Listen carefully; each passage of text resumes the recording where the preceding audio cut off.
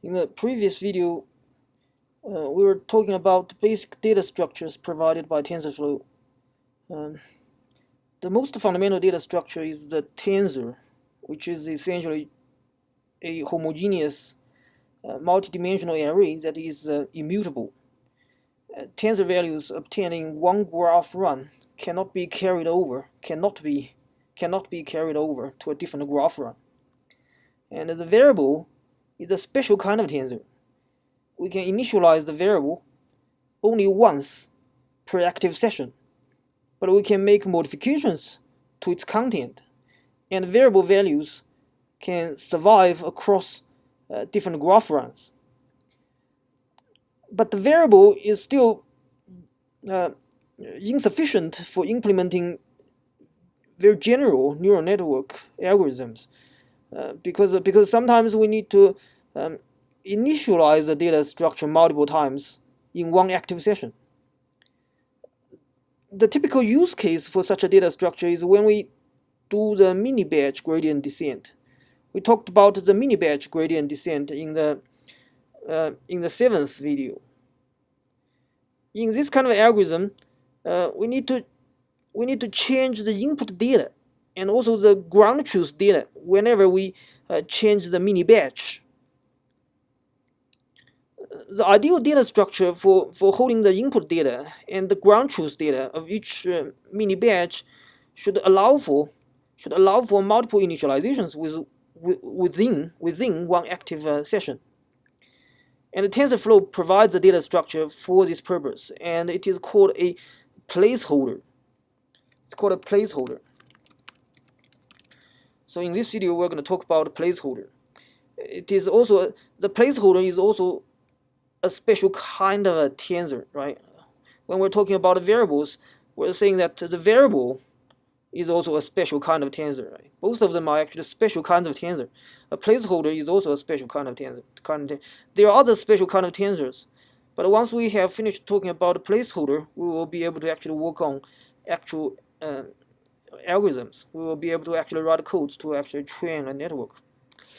And like the ordinary tensor, the placeholder is also immutable. So once initialized, its content cannot be changed or modified in some way, right? But unlike an ordinary tensor or the variable, the placeholder allows for multiple initializations with different kind of initialization values actually within one active session. So to create a placeholder, we must call the placeholder function. So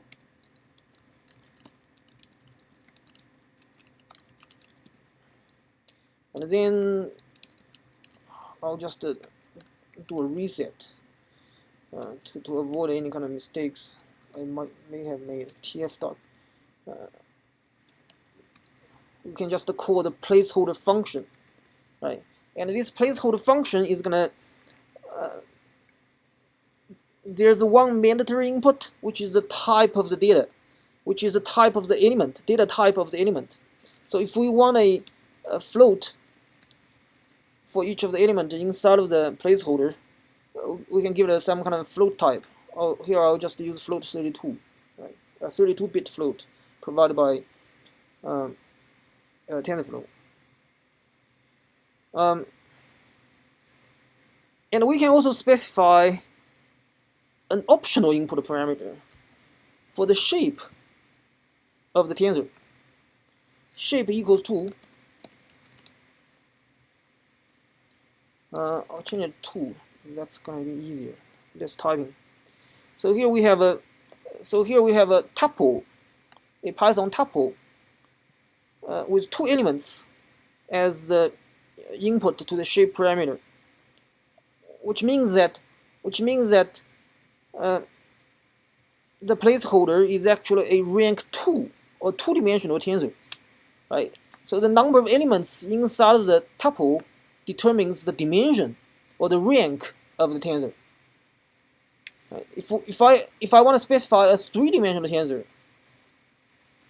or rank 3 tensor, right? Doesn't matter, maybe like that. Then that's gonna be a rank 3 tensor, right? Maybe also keep it as none or something, right? Or keep all 3 as none. So the number of elements inside of the tuple tells TensorFlow the rank of the tensor, and then the elements inside of the tuple actually tells TensorFlow the dimension, the size in each of the dimension. So if I change it back, right, none 2 means for the second dimension I want to for the second dimension I want like a size of 2, and then for the first dimension none means any size.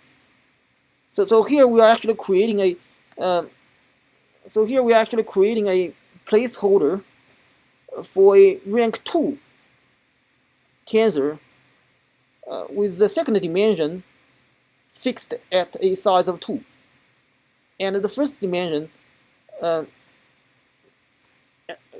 can be any size, right? So a rank 2 is basically a rank 2 tensor is basically just a matrix, right? So basically we're specifying A to be a placeholder for a matrix with the number of columns fixed at 2, and the number of rows can be any, right? It can have any number of rows. And we can use the placeholder just like an ordinary tensor when constructing the graph, right?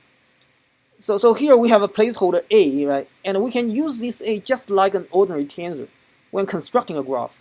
So here let's define an ordinary tensor B, right? Let's define another ordinary tensor B. B equals to A plus let's get a 3, right? So B is going to depend upon A, right? This kind of dependence are going to be used by TensorFlow for evaluating different nodes. And now we can, once we have defined our graph, once we have finished building our graph, we can open a session to run the graph now. So we're going to use, right, and then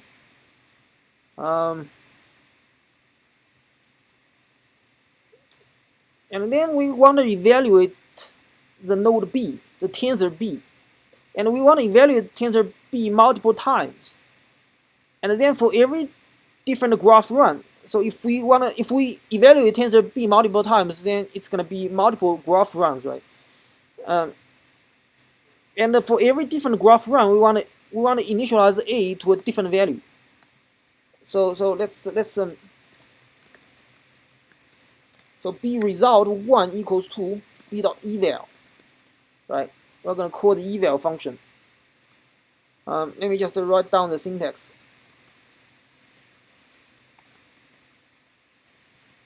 And I'll explain it in just a little bit. That's the first graph run, and then this is the second graph run.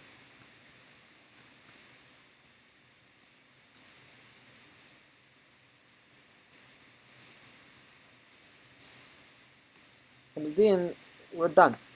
We can print out the result.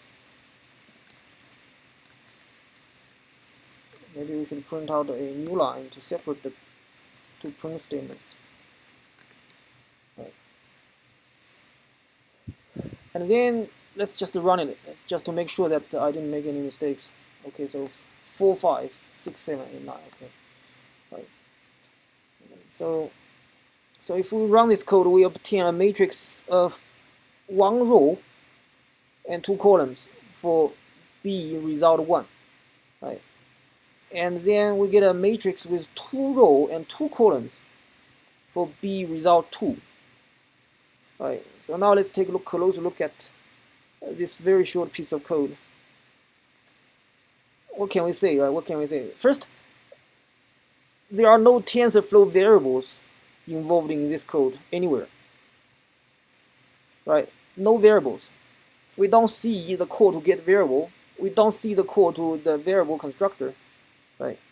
So there is no explicit initialization using either the initializer.run of a variable, or the global variables initializer function that can actually initialize all variables in the graph, right? So there's no variables anywhere, right? So and there's no explicit calls to the variable initializers. So we only have a placeholder A.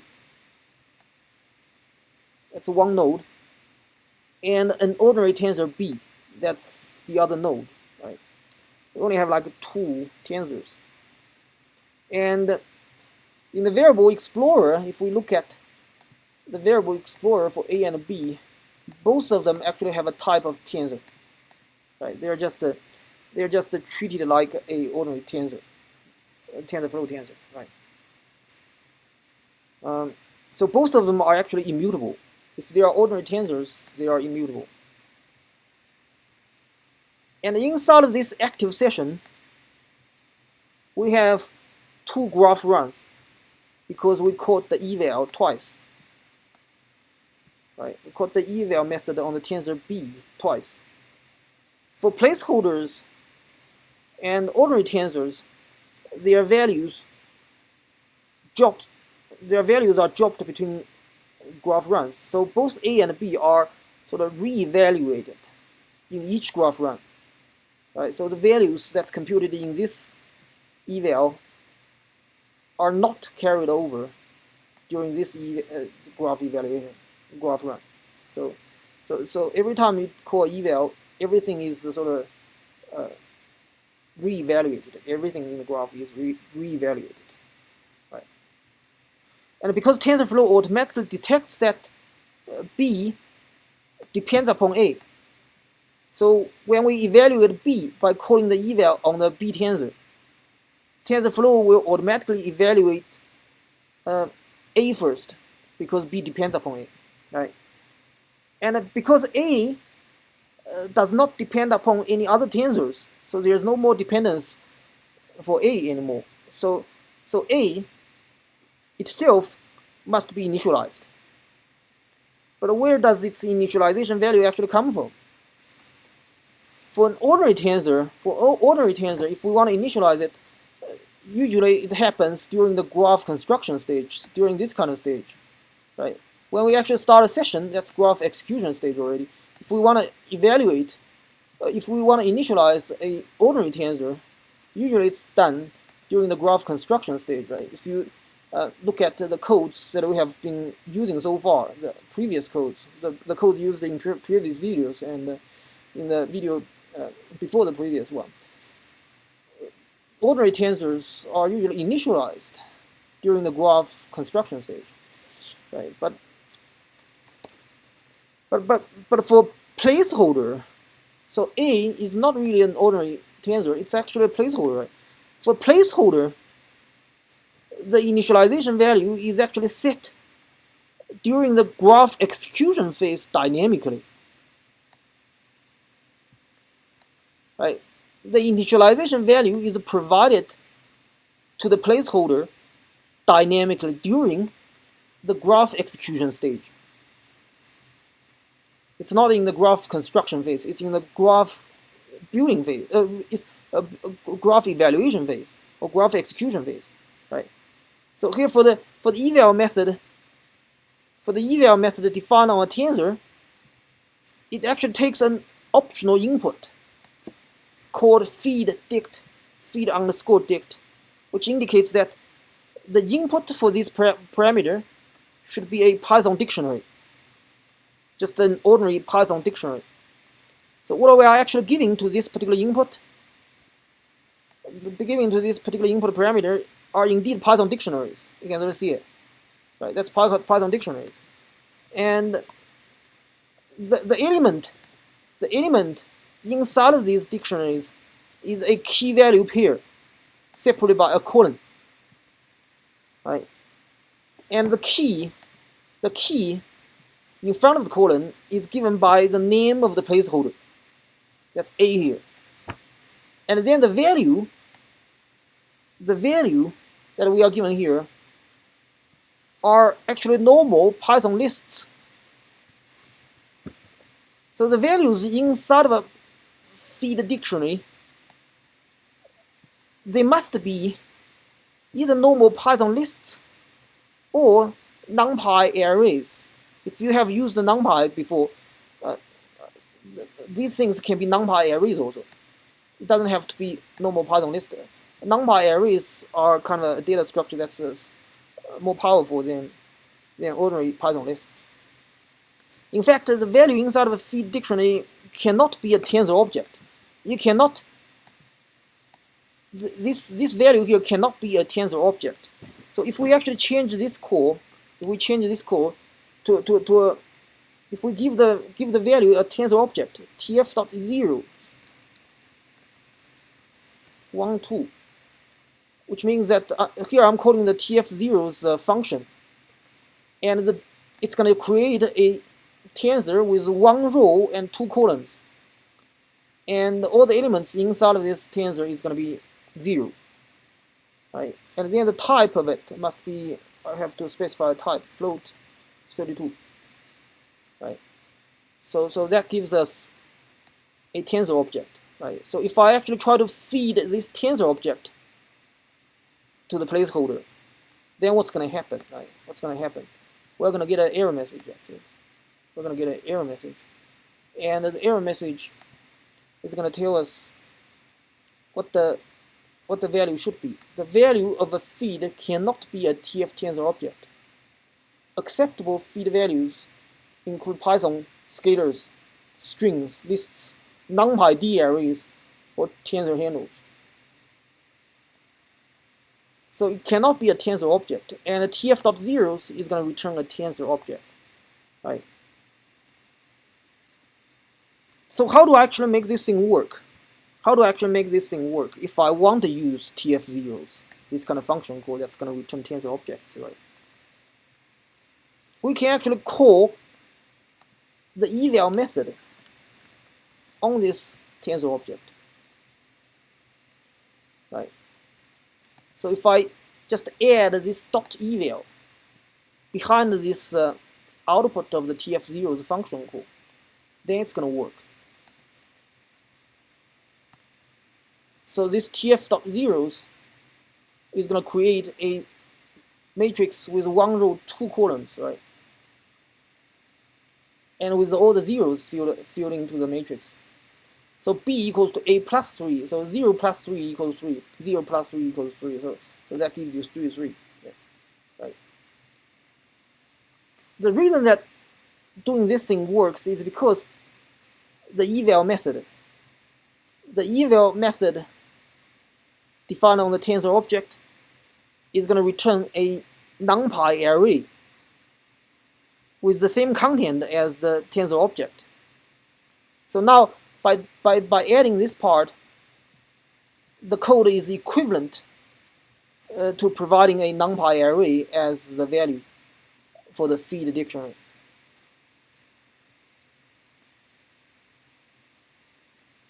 That's one of the things that we must pay attention to, right? That's one of the things that could cause could produce error messages, right? And another thing that might another kind of error that could happen is in terms of the shape mismatch. Right? When we defined the placeholder, we specified the optional shape parameter. So when we initialize A using a feed dict, we must supply a Python list or a NumPy array that actually matches this shape input. Right. So in this example, the number of zeros is 1 row, 2 columns, right? Suppose I change it to 3. Suppose I change it to 3. Right. And then I run it. Then it's gonna tell us exactly what actually happened. Cannot feed the value of shape 1, 3 for tensor placeholder, which has a shape (2). Right. So in this eval call, we are supplying supplying a value that's 1 row, 3 columns, but here we are actually requiring a shape that's any number of rows with 2 columns. So if we have a mismatch in the column number here, it's 3 here but 2 here, we will get an error message, right? It's telling us there's a shape mismatch. So how do we actually fix this kind of problem? One way to do that is to get rid of the shape specification, right? Because the shape specification is like optional; it's not really mandatory. So if we make this kind of a change, then the code will run, and it's going to produce threes, right? A 1 row 3 column matrix here, and then 2 row 2 column matrix here, right? Because we have actually removed the constraint on the shape of the initialization value from the definition of the placeholder, right? But let's still put it back, and then change this thing to the correct column number.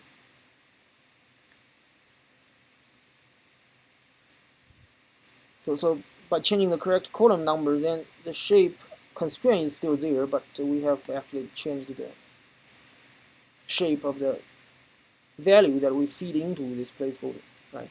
Now we should be able to run the code.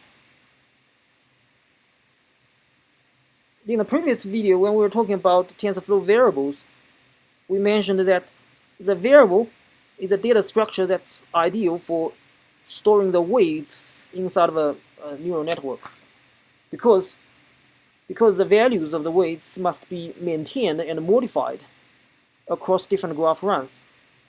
And here in this video, we talked about the placeholder, which is a data structure that's ideal for storing the input data and also the ground truth output data in a mini batch gradient descent algorithm, because those data must be replaced at every iteration with the next mini batch during the graph execution phase.